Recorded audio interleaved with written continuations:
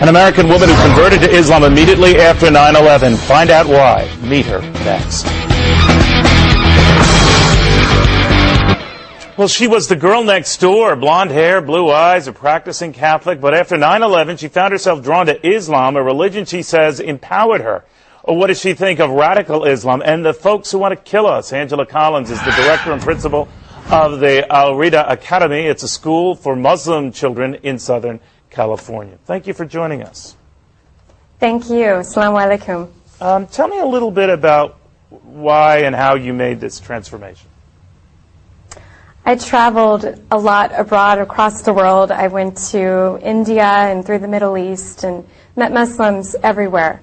And the people that I met were so genuine and generous in their nature. And I wanted to learn a lot more about them.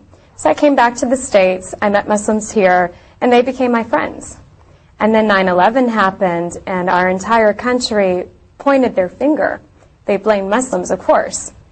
And I had an opposite experience of knowing these people, so I spoke out against it. But then, of course, I'm challenged, and people want to know what Islam really teaches, and I didn't have that knowledge. So what I did is I picked up a Quran, and I started reading, of course thinking, here's a book that discriminates against women, does not give them their equal rights, is not fair and divided. But I found exactly the opposite after reading the direct source and the direct word of God.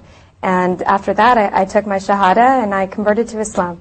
Do you think, Angela, that the fact we don't hear more protests from, let's say, normal, caring Muslims such as yourself and from the Muslim community itself about some of the outrageous comments from the more, I don't know, Islamofascist side of the aisle, that rightly gives Americans pause?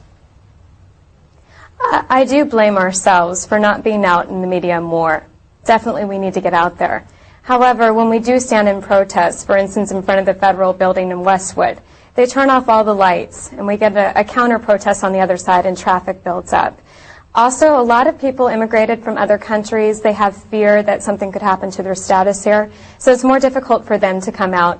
But you'll see me, like other American converts, out there in the front lines, and we will absolutely communicate what our thoughts are. But I've heard as well, Angela, that many are afraid to communicate that or afraid to criticize some of the more severe elements in the Muslim community because they're afraid of getting killed. Is that true? I haven't heard that. I think the only thing that I've heard is people are afraid of losing their status here in America. As for death, no. Although I've had my own experience where I was standing out there in a protest and a lady came out of her car.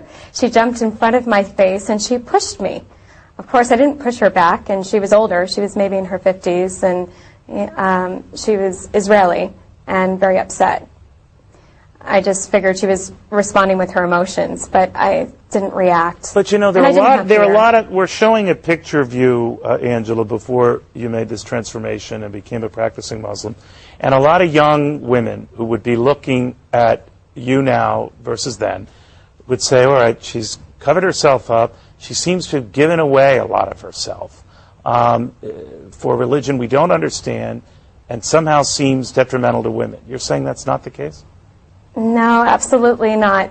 I'm not sure which picture is being shown of me, but I'm sure I'm giving up a lot more of myself than now. How does your family feel about this? My family, at first it was difficult, but now they're extremely supportive. We have conversations. We talk about terrorism all the time.